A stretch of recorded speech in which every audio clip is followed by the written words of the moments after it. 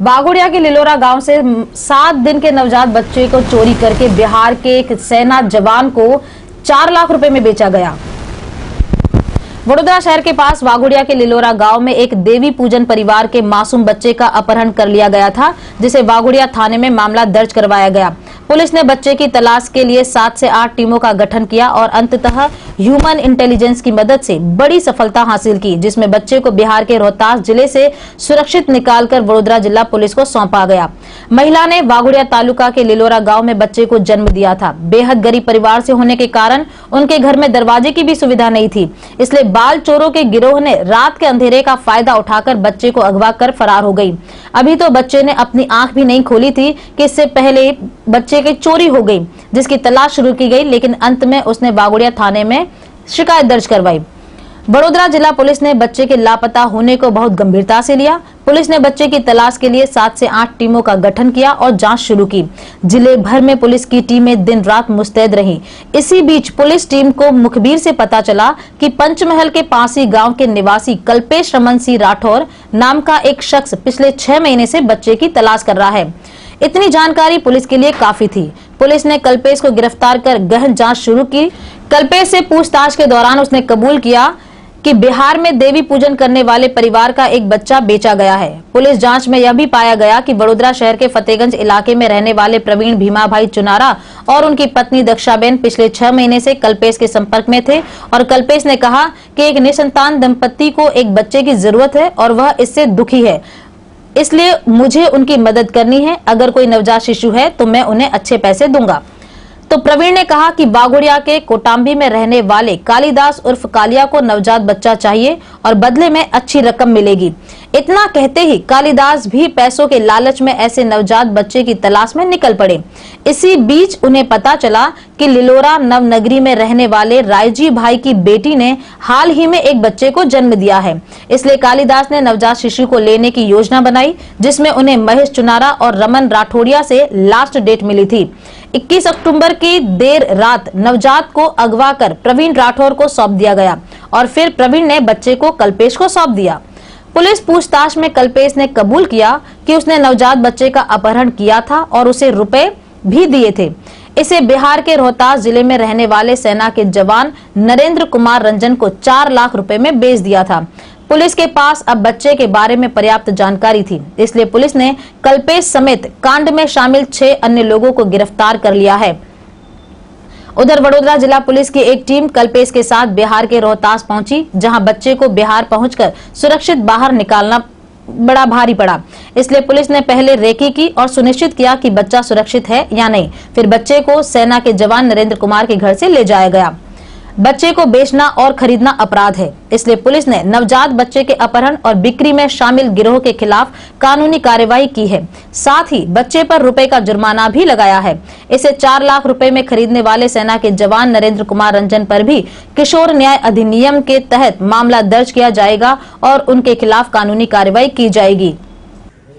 गत 21 तारीखना रोज रात्रिना 2 કલાકના અરસામાં વાઘોડિયા પોલીસ સ્ટેશનના ભગવાનપુરા ગામમાંથી એક 6 દિવસના બાળકને અપહરણ કરવામાં આવેલું હતું। આ સંદર્ભે એક દિવસ રહી અને બાળકના પરિવારે અમારો સંપર્ક કરતા કાયદેસરની ફરિયાદ નોંધવામાં આવેલી હતી।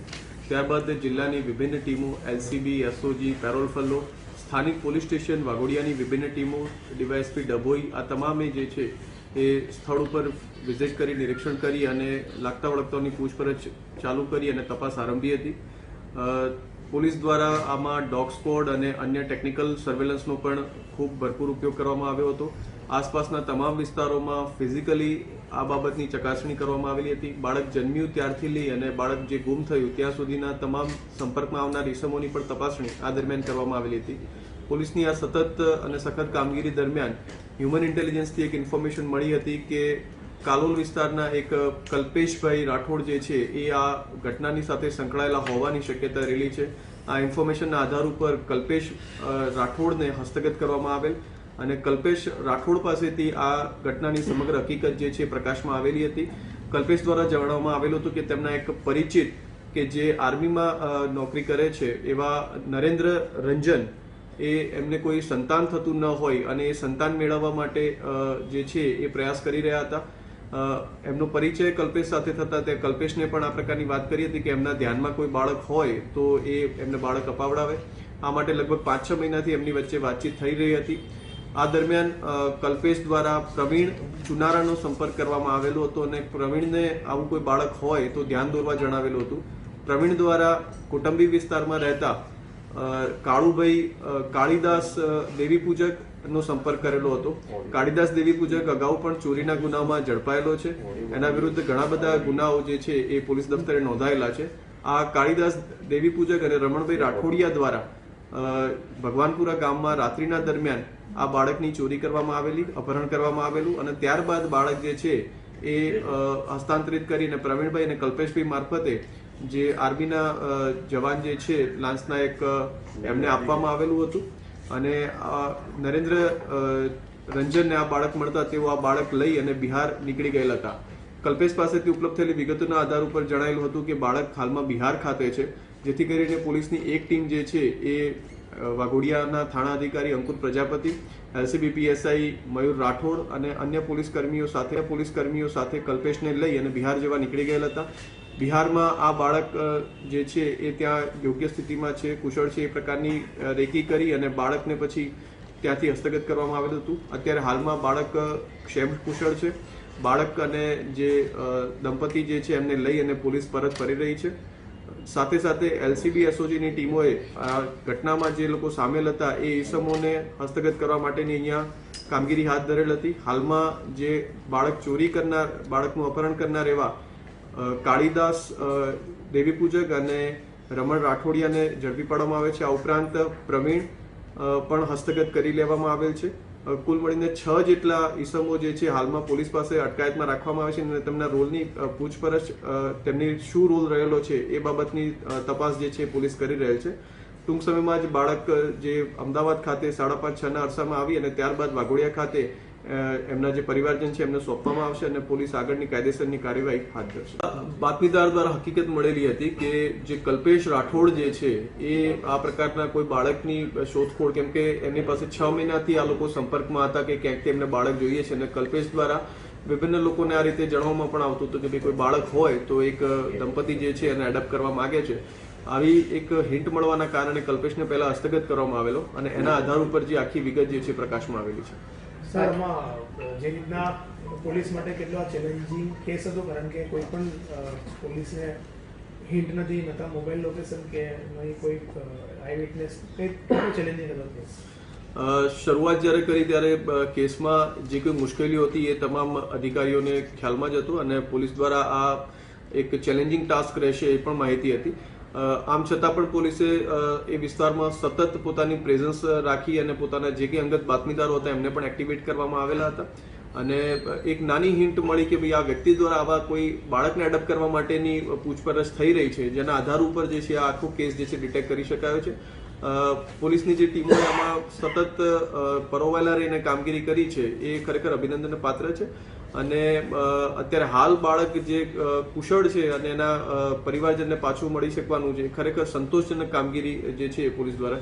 હા, એ પોતે એમણે 4 લાખ રૂપિયા જેટલું પેમેન્ટ જે છે એ કલ્પેશને કરેલું છે અને કલ્પેશ પાસે એના કેટલાક બેંક ટ્રાન્સફર પણ એમણે કરેલા છે. એટલે આ બધા જ પુરાવાઓ છે. એડપ્શનની જે પ્રક્રિયા જે છે એ પ્રમાણેની કોઈ પ્રક્રિયા એમણે અનુસરી નથી. આના કારણે એ આ ગુનામાં સરખેજે ભાગીદાર છે અને એના કારણે એમને પણ આરોપી બનાવવામાં આવેલ છે. આર્મી જવાનની પોસ્ટિંગ ક્યાં હતી, શું એનું બેકગ્રાઉન્ડ છે? હાલમાં અત્યારે લઈને આવેલા છે. અત્યારે પ્રાથમિક વિગતો મળે છે એ પ્રમાણે દિલ્હી ખાતે એમની પોસ્ટિંગ હતી, પરંતુ વિશેષ વિગતો એક વખતે આવી અને પૂછપરછ દરમિયાન ખ્યાલમાં આવશે. અત્યારે હાલની પ્રાથમિક વિગતો જે મળી છે એ પ્રમાણે કાળુભાઈ દેવી પૂજક જે છે, જે બાળક ગુમ થનાર જે છે પણ દેવી પૂજક પરિવારમાંથી છે અને આ કાળુભાઈ દેવી પૂજક એમના જે એક જ સમાજના હોય અને એમના પાસે આ માહિતી ઉપલબ્ધ હોવાની વિગતો થયેલી છે. દૂરના સગા થતા હોય એવી પણ પ્રાથમિક વિગતો મળેલ છે.